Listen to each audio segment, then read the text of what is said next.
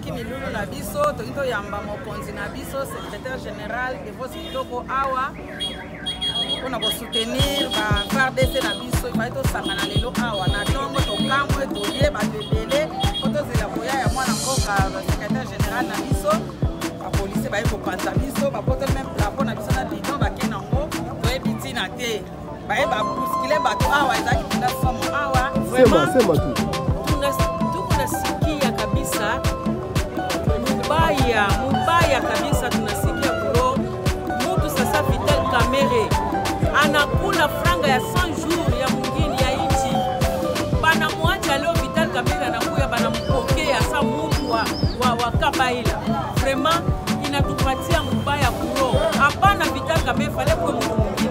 Anakula franga batu bote banaona. Tunasikia tunaona nenda kufa mubaya ile franga ile yeye alikula.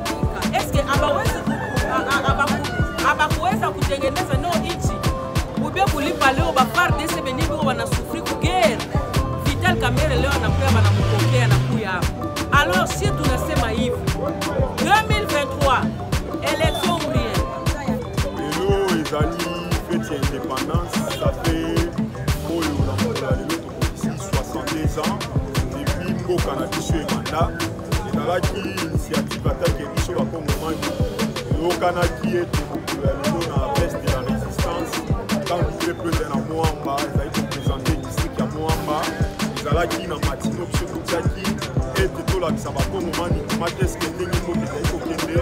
ndenge basoda na biso ete tozali kosoutenir bango. Mais likambo kokamwa population ayaki na matino kotiaki awa na batie ba police awa, donc baye kosala question na niveau donc terrible ete donc peuple azalaki awa compte tenu ba maman ba papa et ba boni bongo et puis c'est vraiment le banga lelo yo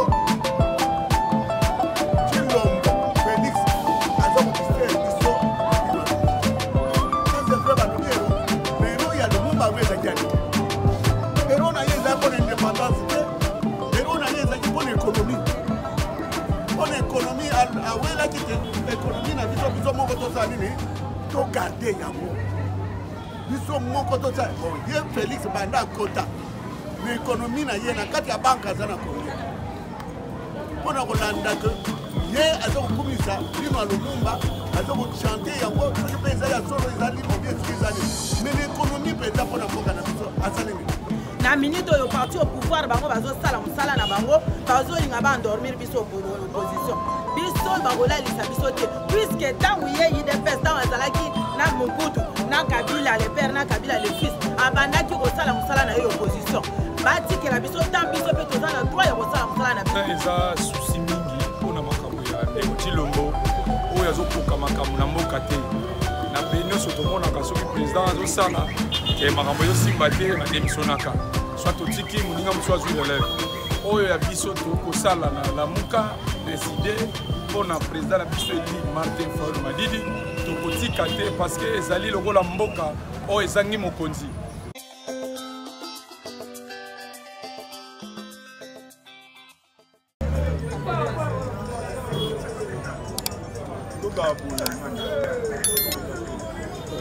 Bonjour ndeko na ngai Christian. Bonjour mon mboka. I Canal Télé na explique kaka ko accompagner litre bozobundela toza lelo wapi précisément pe kosangisa oyo ezalaki mpona nini na désordre oyo tomoni ezalaki di ya nini. Bon, merci mon mboka mpona maloba. Lelo ezali fête ya indépendance, ça fait oyo na mokolo ya lelo tokokisi 62 ans depuis mboka na biso ebanda. Ezalaki initiative atake biso bakongomani eyokanaki ete mokolo ya lelo na place de la résistance quand du peuple ezali na Moamba ezali kopresente district ya Moamba. Ezalaki na matino biso kotiaki ete tolakisa bakongomani komaki eske ndenge mboka ezali kokende ndenge basoda na biso ete tozali kosoutenir bango. Mais likambo kokamwa population ayaki na matino totiaki awa mais toye kokutana batie ba police awa donc baye kosala agression na niveau moko donc terrible ete donc peuple azalaki awa compte tenu ba maman ba papa et ba moni bongo epesi bango mwa kobanga yango wana donc biso tozali koloba na bakongomani nyonso tu situation ya mboka façon lolenge ezali kokende donc ezali kosimba te biso nde pe donc tozala main dans la main de manière ke tosauve mboka oyo lelo soki activité ezali na compte eside tozali komona ke bapolisi baye donc baya ete kopanza bato baya ete donc bango baloba baactivité osalama te c'est pas normal. C'est pour cela que biso atake balobeli oyo ya mboka na biso atake ba citoyen congolais totelemaki ete po tosoutenir basoda na biso bazali kobunda na este ya mboka na biso ete donc to encourager bango yango ete tobenganaki awa toya me bato baye awa bango baye na lolenge ya kopanza bato ete baraison na bango bazali kopesa ezali valable te yango wana tolobi ke makambo ya mboka na minute oyo ezali kokende na ndenge esengeli te biso peuple congolais tofungola misu biso peuple congolais ete totema mpo na mboka na biso parce que trop c'est trop na façon nde makambo ezali kokende biso to donc avec le temps tokozanga part pe te place ya kovanda na kati ya mboka na biso. C'est pour cela que meeting na biso donc tolingi tosala ezalaki matinée politique ya monene na mokolo ya lelo ya le 30 awa omoni bamama mosusu oyo babundaka donc bango balobi te que soit la police aye asali donc bamenance ya biso tokotema awa po ete eza mama mboka po ete tosoutenir le président na biso Eli Martin Fayulu na ndenge tomonaki ke bato oyo bazali kosala makambo esengeli te tomonaki bamili lokola bakamere bazwi batiki bango baye kokutana mese Tshilombo ozali na part moko te na mama mboka tomoni donc bato ebele. C'est pour cela ke biso totemi atake congolais atake bacongolais ete tolobela makambo oyo concerne mboka na biso yango tolobi ke samedi oyo tokosangana lisusu awa ete po tosala yango tozali na invité spécial donc ezali secrétaire na biso Devos Kitoko oyo alingai koya awa asolola na peuple ya ngaba apesela peuple ya ngaba ndenge nini makambo ya mboka na biso ezali kokende. Donc c'est pour cela ete yango biso tolobi boye oyo bango basali ezali rien biso liti tokoabandone yango te tokocontinue yango jusqu'à dernière énergie ete tokoretire na bokonzi oyo ya biso tokoretire ete na lolenge peuple alingi mboka ezala lelo tala ese ya mboka na biso bato bazali kokufa ete mese Tshilombo azali kointervenir na eloko te gouvernement ya place ezali koloba eloko moko te yango biso totemaki ete mpona kolakisa bapeuple ete tokende na bososoli ete mpona makambo ya mboka na biso. Merci na bato nyonso to bayaka na baoyo bapanzi bakei me biso mpe bato totemi ya longonia. Merci lisusu ete na le président Eli Martin Fayulu na secrétaire de Devos Kitoko alingai koya mokolo ya lelo ete bakate nyonso to ya parti donc tokosani bango te badiaspora oyo mpe bazali kosala marche oyo ekosalama donc le 3 kuna na poto mpona makambo ya Congo ezali bien donc bacontinue physiquement soki wana bango te tozala na bango donc merci lisusu na mwana mboka Gabriel Umengu mpe ete papa Jaja Ngangwe che na bamama José donc bato nyonso oyo baosoutenir le président Eli et autres diaspora na bamama fake king bamama fake donc oyo bazali bana na niveau ya diaspora donc on est ensemble tokunda mpona Congo tala donc baka oyo elekaki na mokolo ya marche ya meeting na biso oyo elingai kosalema kuna na mbinza bandeko bazalaki donc bazalaki menacé donc makasi na baka wana donc bakendaki ezali mama mboka bakei kuna na mbinza meeting oyo ete biso eside tonga tosala mais tala donc ya question oyo bato ya IDPS bayaki kosala epuis mosusu mpe azali na ka awa ya grave mais donc biso tolobi boye bango bazali susu na place te biso devant na biso ezali nde kosala mpona kobundela Congo moto akolembisa biso liti azali te moto mpe akopekisa biso liti azali te parce que Congo c'est notre terre ezali mabele na biso mabele ya bakongomani nyonso biso nyonso tu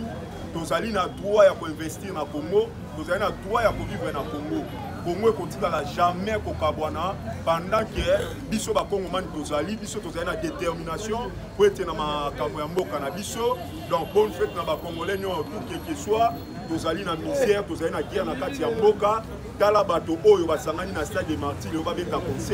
conseil wana ete bango baloba mbongo bakende kotinda yango ete na este ezali normalité mbongo bapesi bango ya bakashe na bango soki batindaki na este me koyede FARDC te tolingi koyede bakongomani te bango balozwi bambongo wana bapesi bamusicien mpona bakashe na bango réconciliation ya oye 4x4 bamusicien basila kala lelo ete peye eza na guerre bango balobi ke babeta conseil wana ezali donc mboka ezali kotamba monoko ya verbe basoso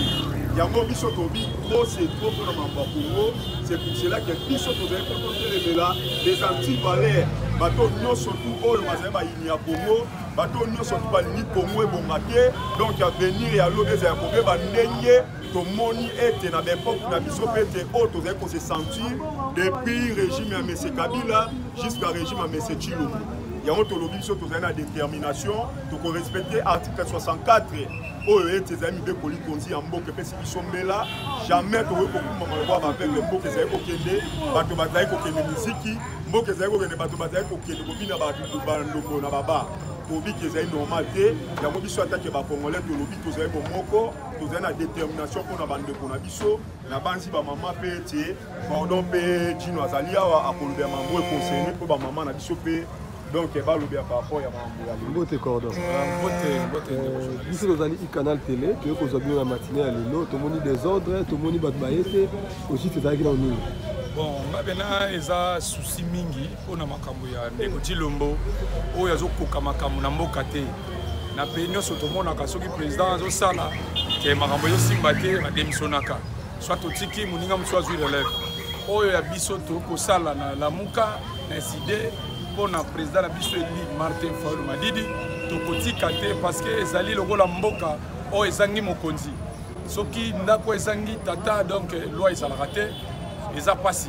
awa biso toyaki mpona kosangana matinée na biso ya lelo ezalaki mpona le 30 juin tokokisi 62 ans mpo ke tokabola mawa na bandeko oyo bakokufa na este bamama mabele kokata basexe kokata toyaki mpe tosangana elongo mpona kosoutenir bafardc na biso bakobunda bitumba mpona changement ya mboka kuna bandeko bazwa kimia mais les choses tona tolali na ntongo tolami tokosangana tokuti batieli biso bapolisier baboyi ke lelo kokosangana awa te toyebi te mutu na makolo tofinga nani toboma nani intérêt oyo biso towela eza intérêt personnel te intérêt général eza intérêt ya mboka kobundela mpona mboka mais biso ntango tobundela mboka bato ya Tshilombo balobi na bapolisier na ya kotindela biso basabotaka biso toyebi te mais bayebaka ke kolala kolamuka eza ntidi te lelo soki eza ya bango lobi mpe ekozala ya biso mais biso tokosala bango mabe te tokozongisela bango ka bolamu towuti na lukunga batake biso d'abord samedi na Ngaliema président Fayulu amarchaki na Tchango batindeli biso bakuluna toke na Ngaliema kuna bato ya Ngobila mema omoni ba blessure awa ba combattant ndenge bazwi ba blessure batindi biso ba combattant kuna na ba progrès na bango ba sabotage en tout cas tozo regretter na comportement gouvernement ya boy tozo regretter mais biso pe to kolemba te to kosimba na toza main dans la main toza na posa ya changement soki to moni mabe to kolobela to kolemba te to yamba le président le général secrétaire général na biso de Boski Toko il semblait na ba membre na ye comité ne mobimba awa to sangana mais moni journée eza annulé par rapport message ni oza nango par rapport ya bokutani ya président na Kamere yo take citoyen bon na kati wana le Kamere premier ministre eza système na bango eza jeu na bango baliaki mbongo bango mibali wana eza ba théâtre nous sommes les Congolais on connaît bien ba jie ndenge salamaka eza théâtre cop na bango ayokanaki ndeko kende ko pema tangu yoko bima donc na ko sommes selo humilité oko postuler no salamaka on songo lingi poto kabola mbongo bien ezali cop eza rétro commission oyo président lobaki président na bango Tshilombo et rétro commission ezali cop na bango basalaki ya rétro commission langage ya tenaki ya kwana cop na bango simbi wana eza cop Kamere a mérité à Kendende bisika ba omema bana kanya makasisi Kamere a mérité à Kende kuna bano ba mela bombe bangone ba mérité bazala na place ya Kamere mutu abomi mboka bino tala niveau bozui bozong sele milité bino ba dolongola milité mais bolo ba keno mutu wana za mutu mala mwana azomela bombe azomela likaya diamba otine na kanya makasisi place ya kanya makasisi za place ya Kamere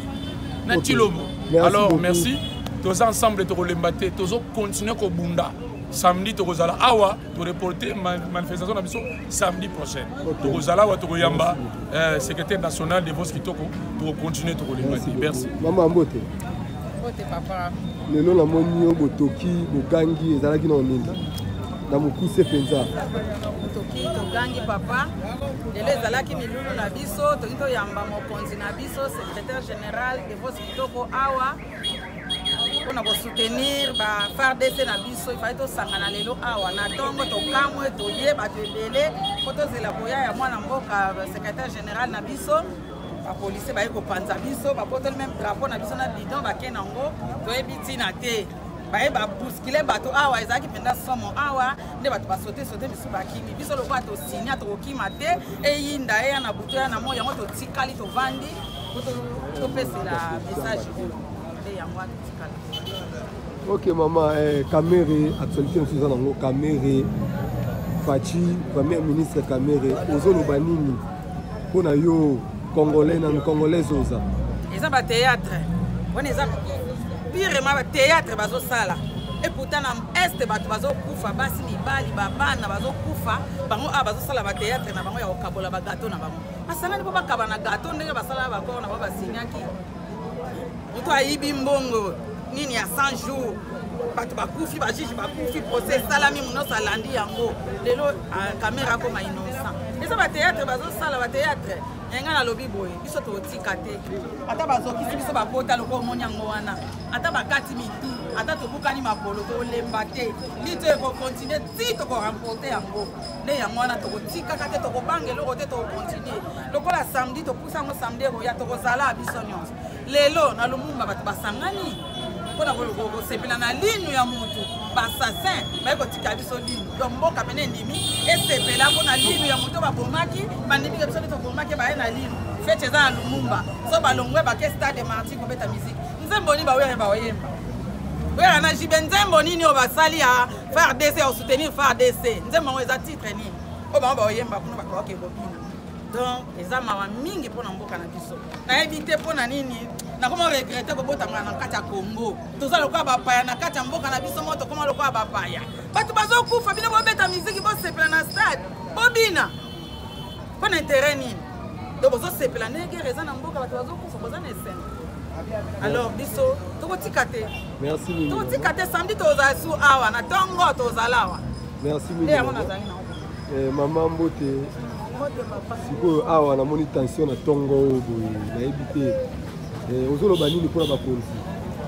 biso toza lelo oloba te papa biso toza na kati ya parti ya opposition na kati ya je peux dire na kati ya résistance po torécupérer pouvoir na biso en 2023 pouvoir oyo bango bayibaki po torécupérer en 2023 alors nazo arrivé nazo koexplike eloko oyo bango bazolinga te na minute oyo parti au pouvoir bango bazosala mosala na bango bazolinga baendormir biso opposition biso bakolalisa biso te puisque ntango ye UDPS ntango azalaki na Mobutu na Kabila le père na Kabila le fils abandaki kosala mosala na ye opposition batikela biso ntan biso mpe toza na droit ya kosala mosala na biso bango bakoki koendormir biso te bakobangisa biso te na minute oyo bango bazobongisa fete na bango bakende koadore linu oyo euti na Belgique yawo linu wana eza na rien à voir na kati ya peuple congolais ekoaporte biso eloko te elamusi Lumumba te linu wana kandi etelemi wana na kati kuna mpe qu'est-ce qui prouve que linu wana eza linu ya Lumumba toza nanu wana toza na confusion linu yango mpe eya ekoaporte biso eloko te elongoli guerre na Congo te elongoli souffrance oyo ekomi eyo se multiplier na kati ya mboka te alors biso tozalaki awa na ntongo po tokutana na CG na biso de Vos lokola bango baye kopanza biso balingi baendormir lamuka me baye bango ke lamuka bakolalisa ye komi te biso si tolamuka mpe baye bango ke 2023 élection biso nyonso tozozela résultat kaka wana na bureau ya vote moto na moto azokende na résultat na ye na ndako na ye oyo bango bazoluka wana bayebake biso tokolala te biso mpe bakointimide biso te eza droit na biso opposition esalaka parlement debout mais parti au pouvoir esalaka parlement debout te mais chose grave tomona na UDPS bango bazosala baparlement debout totikala komona nulle part na kati ya Congo tomona Mobutu aza na pouvoir tomona te parti ya Mobutu esala opposition esala baparlement debout tomona te na pouvoir ya Kabila tomona parlement debout na pouvoir ya Kabila mais oyo epa na biso komi lamuka parti au pouvoir esala baparlement debout po lelo baya kokosa tobendi bato na biso tokangi na bato na biso soki bakangi ya bango mais biso bakokanga biso te puisque c'est notre devoir toza na kati opposition faut tosala baparlement debout topesa message na population. Merci mimi Mbote papa Mbote ngali naloba boye na mwa mokuse ngai nale congolais na ndenge naza congolais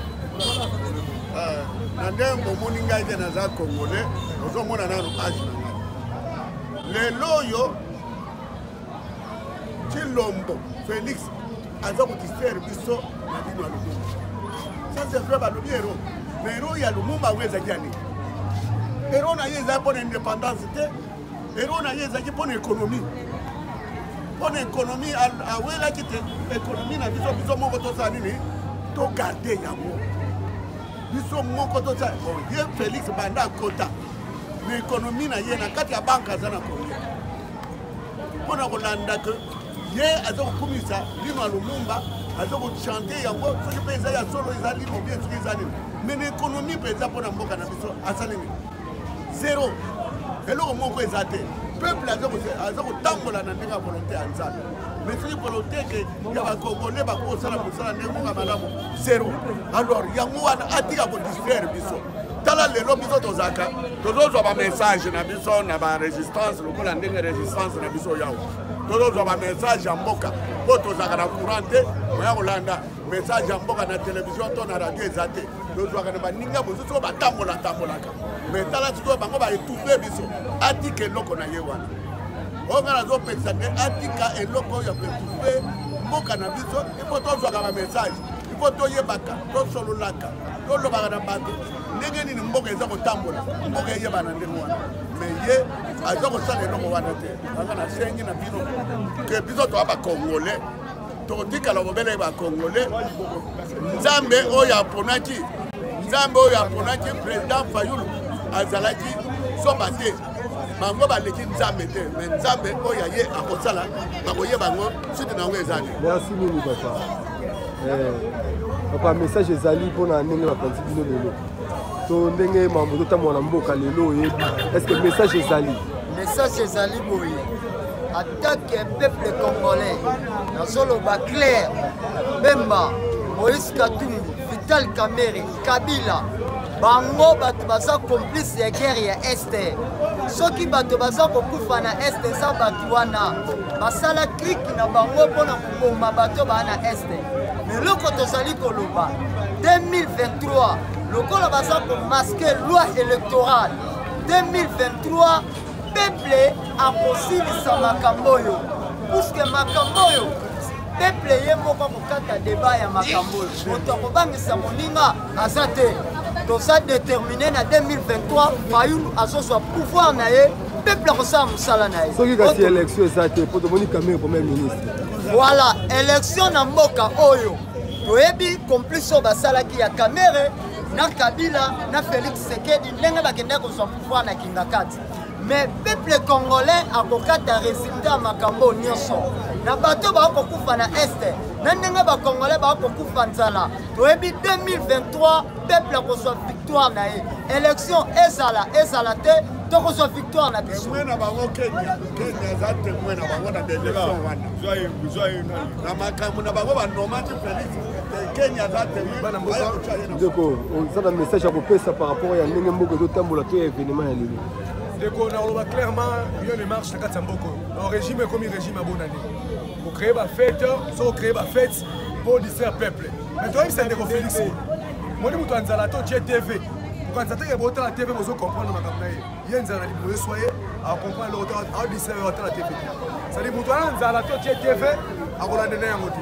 yango biso tolobi clairement lokola ye amoni importance ezali kosalaka kobisaka mbongo na bafestivité ezanga ntina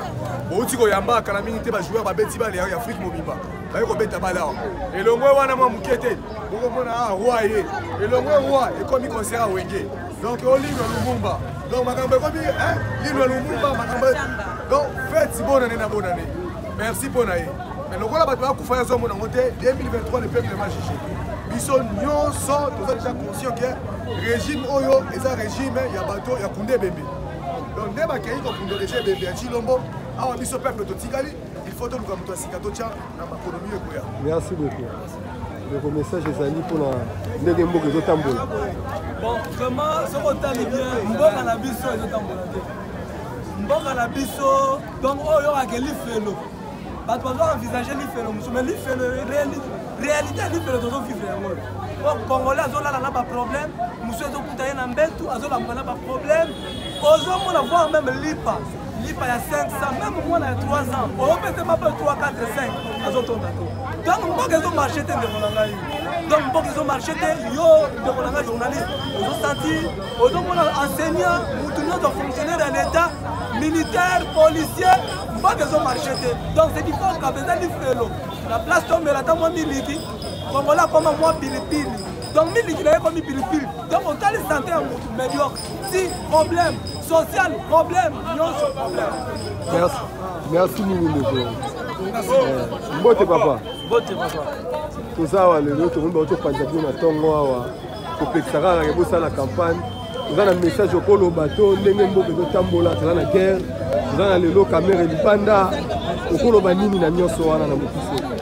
papa ezosala biso mpasi biso bacongolais tokomi lokola baétranger na kati ya mboka na biso bango balemanga na bango biso tokomi koyoka minu ngai ezalaka te bokende kobeta bapeuple congolais bokende kobeta bango tomoni bablesse tomoni bato basoki vraiment likambo ezosala biso mpasi likambo moko ezoderange biso na mboka na biso eza likambo mosusu te nzala tozokoka te souffrance bamakambo mosusu bozolobake o adiabi apesi soki ba 50,000 $ na banani eza balokuta tondimi yango te baplace mbongo wana euti toyebi yango eza kaka mbongo euti na kati ya mboka na biso oleke bosoutenir bato oyo bazokufa kuna baeste bino bozopesa bato mosusu mbongo basala nango bamaba busoba ezalaka te nayebi ke cette fois-ci ndenge toza boye baélection ekozala biso mpe toyebi ke moto na biso oyo nini biso tokovote baélection ekozala bolinga te baélection ekozala soki concertation moko eye po kamera aza libanda d'après basource d'information mosusu tozwa il paraît ke ye nde moto akozala premier ministre oyo ezoya ezosenga mwa dialogue po toza na guerre ke élection ekosalema na guerre boye te papa biso toza na likambo ya koloba te soki balobi ke oyo bango bazokanisa baloba ke soki Martin Fayulu azala premier ministre biso toyebi yango te oyo bango bazokanisa mpona yango wana biso oyo toyebi ke na 2023 baélection na biso ekozala mpo biso topona mpe moto oyo biso tolingi totia na kati ya mboka merci mingi papa mbote mboko na nga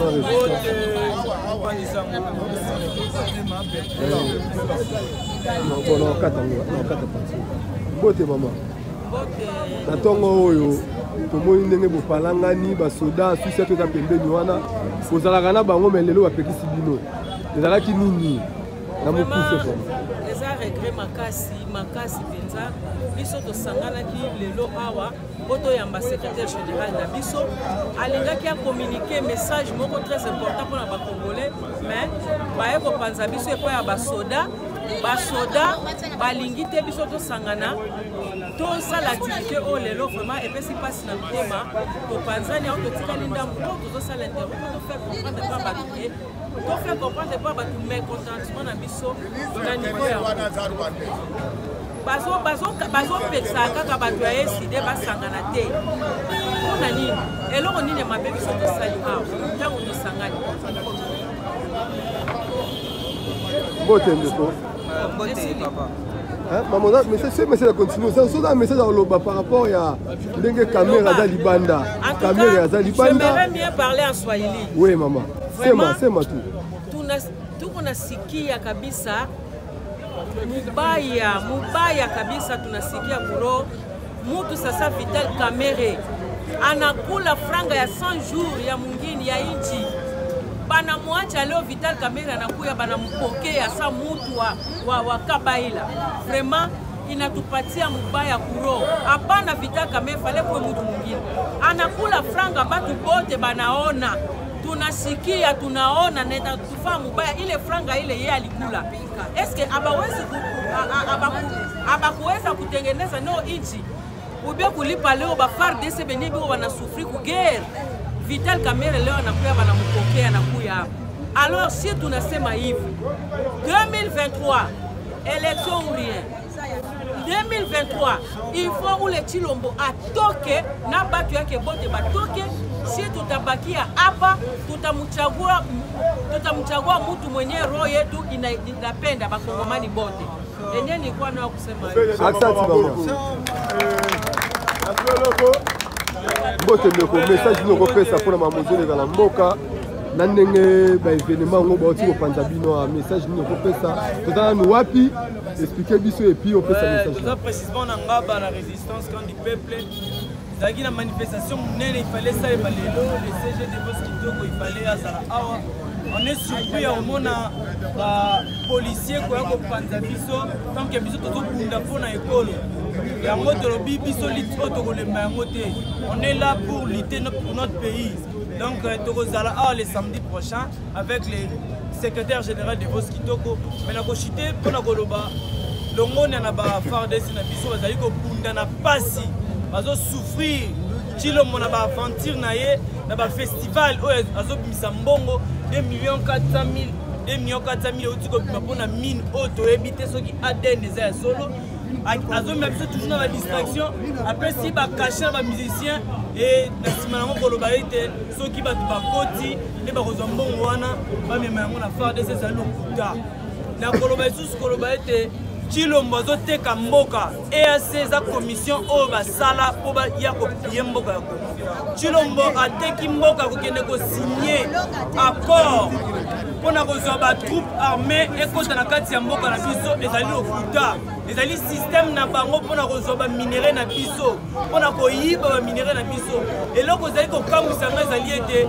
bapays oyo Chilombo akei kosigner baaccord na bango batroupe na bango ekota awa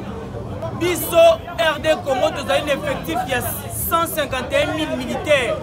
Rwanda zali na 22 000 militaires, Kenya 24 000, Uganda 33 000. Les tout wana biso toleki bango. Mais chose étonnant, ya komona Chilombo kozwa ba troupe wana baya kokota na kati ya RDC pona kopier. Yango biso toliboye. Biso peuple congolais tokopanga eloko te. 2023, élection ou rien. 2023, Tokotike la Chilombo, même pas une seconde, il y a glissement. Je m'arrête là. Merci. Développer ça message de la Moufousse pour la Mboka. Toza na résistance ne toza wa toza poto bundela mboka. Dans régime oyo ya Chilombo fallait elongwa parce que tozo mona eloko te. Tout le monde a ba promesse na ba promesse. Ba promettre biso peuple congolais a kokoma millionnaire. Ba yeko promettre biso peuple congolais mboka na ye ekokoma Allemagne d'Afrique. Alors tozo mona elo côté. C'est total le au contraire tout le monde a peuple azo souffrir na ndera ko sakana te. Lipa ekomi na 500 francs. Lipa 500 francs mukeboye. Eza pasi. Alors de souffrir makasi guerre wana o eza na est eza guerre wana eza créée par ba politiciens parce que balingi ba profiter ba bomaka biso bango bazala bien biso tozala na pasi eza mawa mingi eza mawa biso tokolemba lito yote tokokende sans relâche même na ba élection à 2023 ceux qui bango basali na geste o bazo sala wana ke Kamere akoma premier ministre et le wana eko salema te biso population toko marcher na lolenge moko oyo ekozala incroyable parce que awa eza débarras fallait to débarrasser régime oyo eza en place et ça la biso eloko moko te fallait elongwa parce que eza ba aventure bazo mema biso raka na ba promesse oyo ezo pesa peuple congolais pasi ezo pesa biso nini pasi makasi yango to lingi régime oyo elongwa. Merci Mimi. Message na Mukuse cordon message na Mukuse okolo banini pona événement ndenge raté ndenge pe mamozole kana mboka to mona ki le 28 awa président yambaki confrère na Kamere sous ba murmure que primature est dans maboko na ye élection école café okolo banini na katwa ya liboso ezali na kopesa yo bote pe bakongomana nyonso bote biso tozalaki na activité ya monene awa ifo toyamba premier ministre ya 2023 oyo babengi de Vos Kitoko alingaki kozala awa omoni bato bazalaki ebele drapeau etelemi mokonzi azoya tosala manifestation po ete mboka elonga na maboko ya baoccupant tomoni bamilitaire baye awa bapolisier kopanza biso ete mambo wana eza te mekare bango bakei kotonda na fikine mpona kozoba mpona linu ya moto oyo batumba na kati ya site mpe moto yango bato yango mpe batikali kosenga ata pardon te bango batondi kuna badrapo ezali me biso bato okundela mboka bango bapanzi biso yango tolobi boye tokolemba te toza na kati ya liti question oyo tuninga ya camere mpona 2023 biso tozomona camere meme te me liti na biso ezali bagarre na biso ezali na Félix kazosigne baccord ya kozoba mpe ya lokuta parce que Félix ye ayebisi biso camere ayibi mbongo ya 100 jours atindi ye na justice soi-disant ya état de droit mais tomoni les mêmes ye kolave camere justice na ye kolobake camere aza innocent azali libre ya kotambola na maponami lokola bokobani nyonso mais lelo tomoni lobi bango kokutana kosolola koyambana lokola bakamarade lokola aza innocent adedommage ye tout le monde a état de droit lokola aza innocent lokola ya ndimi ya adedommage ye wana eza baimour biso liti na biso ezali ya kobimisa premier congolais na maboko ya baoccupant merci message ya suka oyo aza na message ya kopesa message par rapport à l'élo, nous avons un événement mais bapanzi biso et mambo ndenge nimbo ko tambola toyebi soki lelo camere premier ministre il est que résistant. Voilà, merci messieurs les journalistes pour la l'élo d'abord nous mozo mo tozaki na mouvement awa biso mais bapanzi biso mais jamais totika bango ka bongo c'est que samedi prochain les a reporté tout ça l'amour c'est samedi avec le secrétaire général mais message rapide na lo ba bien les gens de la loi électorale pour signer la bataille à l'union sacrée. Et ça, il y a un côté pour le bas, donc il y a une élection pour le système numérique. Alors que tu as dit que l'élection système numérique, c'est l'élection, ça m'a pareil pour les gens qui vont bulletin de vote. C'est-à-dire qu'ils ont déjà débit, il y a tricherie, il y a l'élection. Puis surtout l'élection, en 2023, ils ont la semi-numérique. On a permettre de là-bas. Bulletin de vote, bulletin voilà, pour permettre de faire bureau de vote, il y a pour ça là-bas, il y a pour publier par bureau de vote. Et ceux qui ont pour ça, on est pas ligne là dans semi numérique, c'est-à-dire qu'ils ont déjà l'idée, il y a pour ça là tricage. Donc ils ont déjà tricage. Donc tout ligne, l'élection, ils ont la semi numérique pour les cas numériques.